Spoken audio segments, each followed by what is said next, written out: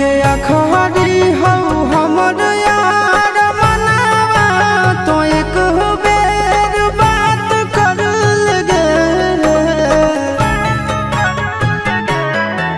हो गया खरी हो हमर यार मनावा तो एक बेर बात कर लगे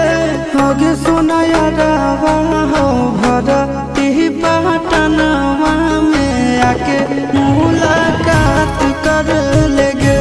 आगे सुना यारवा हो भरती पटनवा में आके मुलाकात कर लेगे आगे चली जाइबौ छोड़ी के दुनिया विदाई अपने हाथ कर लेगे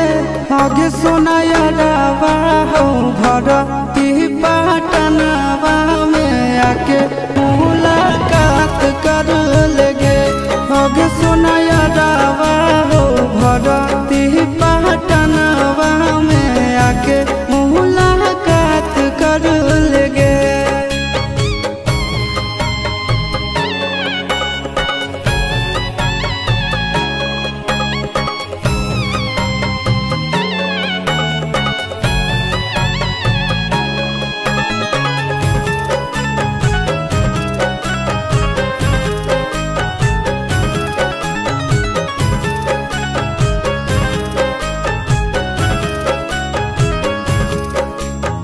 मोरे घर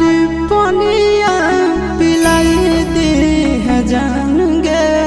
कफन ओढ़ाई दी है टूटत ही जब प्राण गे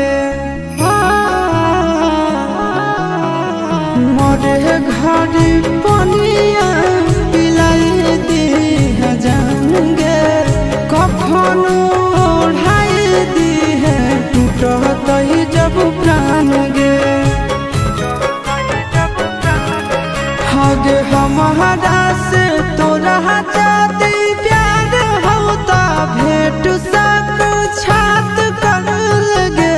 आगे सोना यारवा हो भरती पटनवा में आके मुलाकात कर लेगे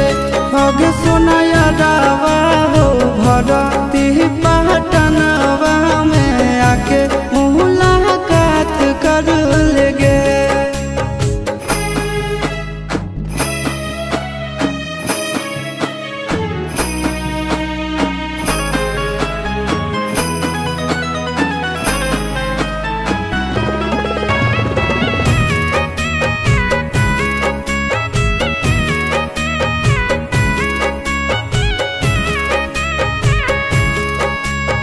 डॉक्टर जवाब दिल के बुलावा मौत के देखी के चेहरा जानू चल जाई है लौट के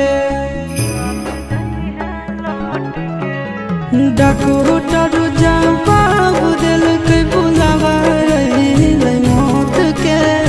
देखी के चेहरा जानू चल जाई है लौट के आगे अमन आलम दिला है आशीष नंदन से